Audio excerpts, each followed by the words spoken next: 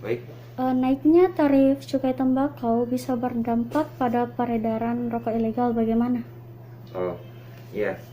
Sebagaimana kita ketahui, untuk kebijakan cukai hasil tembakau ini sering disampaikan oleh Ibu Menteri, Menteri Keuangan, bahwa kebijakan cukai ini berdampak minimal setidaknya terhadap 4 aspek. Yang pertama, pengendalian konsumsi bagi masyarakat. Yang kedua, optimalisasi terhadap penerimaan negara dari sektor cukai. Yang ketiga, terhadap keberlangsungan tenaga kerja. Dan yang keempat tadi yang disebutkan adalah terhadap peredaran rokok ilegal. Nah, seperti kita ketahui bahwa dengan kenaikan tarif yang yang eksesif atau tinggi, itu bisa mendorong peredaran rokok ilegal, karena harga di pasaran akan meningkat dan harga rokok ilegal kan relatif harganya murah, sehingga terjadi disparitas harga antara rokok legal dan ilegal. Itu yang sedikit banyaknya memicu peredaran rokok ilegal di lapangan.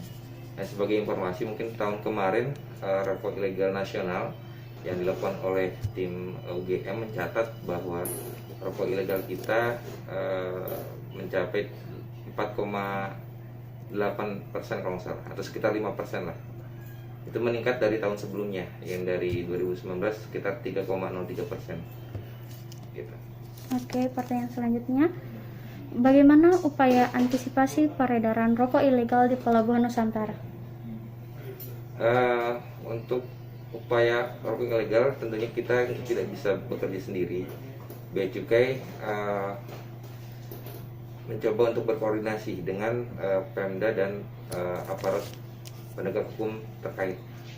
Nah, ini juga salah satu pesan dari pimpinan kami, Pak Direktur Jenderal, bahwa untuk penanganan rokok ilegal ini, yang pertama, kita harus bisa mengoptimalkan dana bagi hasil cukai hasil tembakau. Salah satunya dengan berkoordinasi dengan Pemda, karena memang penggunaannya ada di pemerintah daerah. Yang kedua, juga kita berkoordinasi dengan aparat penegak hukum. Dan yang ketiga, tetap rekan-rekan secara konsisten dan intens melakukan penindakan di lapangan.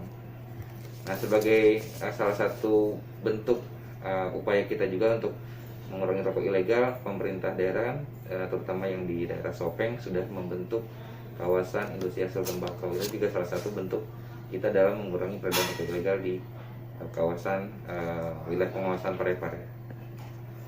Oke, selanjutnya Pak, sejak 2021 sudah ada tidak penindakan yang dilakukan terkait rokok ilegal? Untuk rokok ilegal sudah beberapa, mungkin statistiknya saya belum tidak hafal ya, tapi beberapa laporan yang sudah kita terima dan juga kita sudah amankan terkait rokok yang tidak ada kita cukainya, itu sudah teman-teman sudah mulai dari bulan Januari kemarin sudah banyak tangkapan di beberapa titik. Nanti infonya mungkin kami lengkapi detailnya, tapi sudah dilakukan penindakan di beberapa titik. Oke, selanjutnya imbauan kepada para pengusaha terkait barang ilegal. Barang ilegal, ya.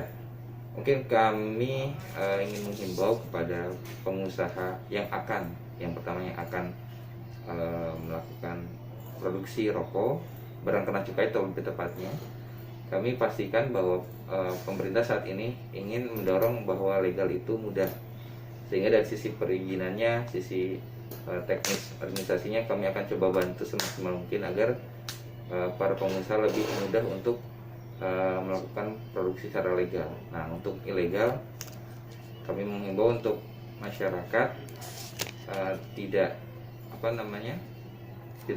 tentunya kita berharap tidak melakukan ilegal, karena secara bisnis juga akan kesulitan, akan berhadapan dengan aparat penegak hukum di lapangan seperti itu. Jadi jika legal itu lebih mudah, kita akan bantu untuk masyarakat atau pengusaha yang akan berproduksi di sektor cukai.